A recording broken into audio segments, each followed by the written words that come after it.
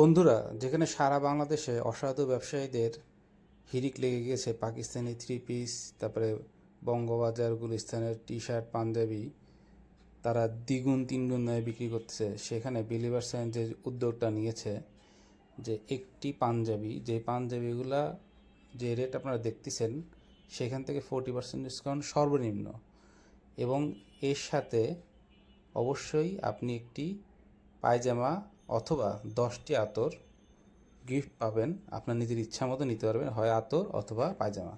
যে পায়জামাটা আছে তারা অনেক জায়গায় লিখতেছে এই পাঞ্জাবির মূল্য 790 টাকা, কিন্তু আমার কাছে মনে হয়েছে এই পায়জামা অন্য যে কোনো জায়গায় 500 টাকা দিয়েই পাওয়া যাবে। আপনারা যদি চিন্তা করে দেখেন, 500 টাকা, একটি 1200 টাকা থেকে 1300 টাকাতে যদি আমি একটা নর্মাল পাঞ্জাবি কিনি, সেখানে যদি আমরা 500 টাকা দিয়ে আবার পায়জামার একটা গিফট পাই, তাহলে সেই পাঞ্জাবির দাম হচ্ছে কত?